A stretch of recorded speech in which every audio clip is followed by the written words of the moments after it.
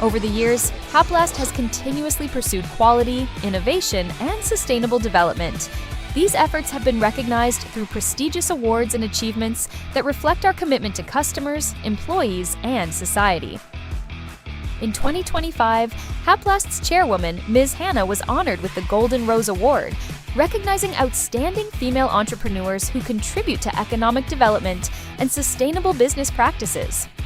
In 2026, HAPLAST was recognized as one of the best working environments, highlighting our commitment to creating a professional workplace where people can learn, grow, and thrive together. From sustainability initiatives to trusted brand recognition, every achievement represents the dedication of thousands of Happers and the trust of partners worldwide.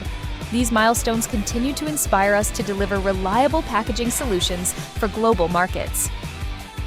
Every recognition tells a story, and for HAPLAST, the journey continues, with people at the heart of everything we do.